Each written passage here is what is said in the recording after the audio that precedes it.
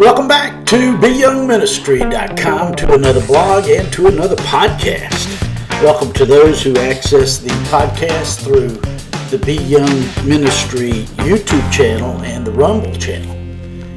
Today we continue in our study of Mark chapter 15.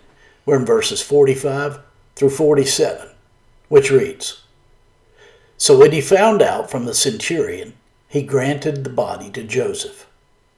Then he bought fine linen, took him down, and wrapped him in the linen. And he laid him in a tomb which had been hewn out of the rock, and rolled a stone against the door of the tomb. And Mary Magdalene and Mary the mother of Joseph observed where he was laid." That's Mark chapter 15, verses 45 through 47.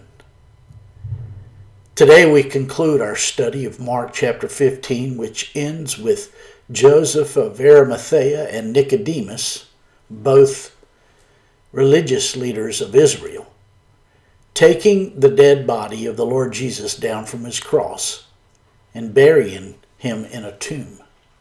At some point, these two religious leaders of Israel, Joseph and Nicodemus, had come to faith in the Lord Jesus. All through the trials of the Lord Jesus, they did not raise their voices. But after his death, they took courage and prepared the body of the Lord Jesus for his burial and placed it in the tomb. This is what the cross of the Lord Jesus does to us. It addresses our hypocrisy and forces us to decide between the way of the coward and the way of the committed. Everyone knows in their hearts that there is a God, and we all know deep down within us that the Lord Jesus is who he says he is. The question is this: will you have this God to define your life? In verse 45 of today's passage we read, "So when he found out from the centurion, he granted the body to Joseph." When the centurion soldier assured Pilate that the Lord Jesus was dead, the limp body of the Lord Jesus was granted to Joseph of Arimathea. Down through the years, the Roman soldiers had executed many criminals by way of crucifixion, and they knew a dead body when they saw one. They were expert executioners, and they knew with certainty that the Lord Jesus was dead. Further proof was given when the soldier thrust his spear in the side of the Lord Jesus. When the dead body of the Lord was punctured, blood and water came gushing out of his side. This meant that his pericardium had filled with water, denoting that he was really dead. This was important because there is no question the Lord Jesus had died, and that he later raised from the dead. In verse 46 of today's passage we read, "Then he bought fine linen, took him down, and wrapped him in the linen. And he laid him in a tomb which had been hewn out of the rock, and rolled a stone against the door of the tomb." With the high price that Joseph paid, he was motivated by his love for the Lord Jesus to take care of his body after his death. Joseph did not want to see the body of the Lord Jesus dishonored by being thrown in a dump with criminals. So he loaned him his tomb for decomposition. In John chapter 19 and verse 38 we read, "And after taking him down, cleaning off the blood and the sweat and the dirt, he would have wrapped him in the linen cloth and laid him in a tomb which he had hewn out in a rock." Then in John chapter 19 verse 39 we read, "Nicodemus, who had first come to him by night, also came, bringing a mixture of myrrh and aloes, about 100 pounds weight."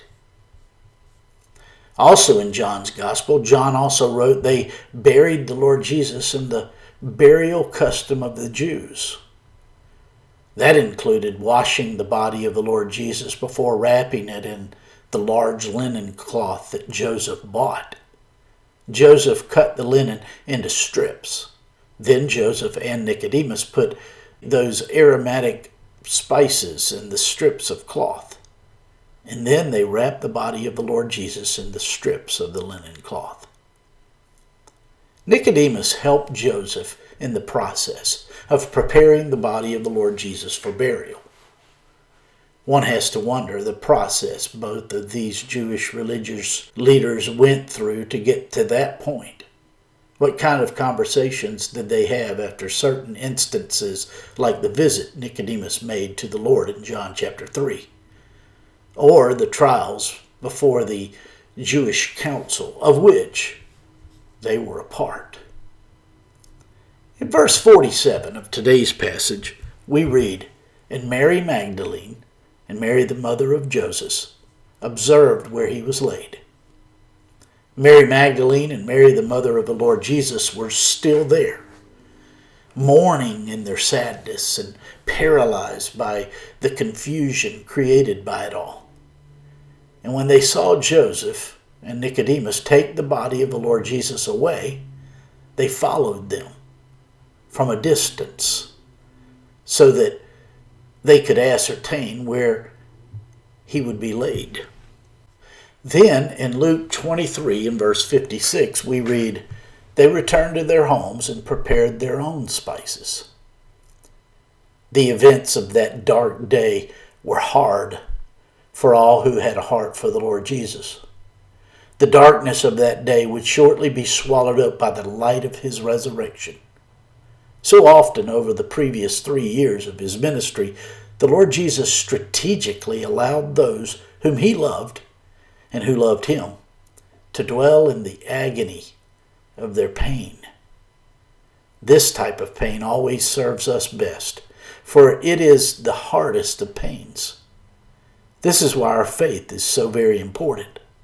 Often we are totally clueless to what he is about to do in our lives, and then he springs something on us that would have been easily overlooked by us if it were not for the preparation provided by the pain. Wondrous are his ways. May his kingdom come. My friends, I trust this blog and this podcast are helping you in your walk with the Lord. If I can be of further assistance to you, shoot me an email at BYoungMinistry@gmail.com. Hey, have a great day.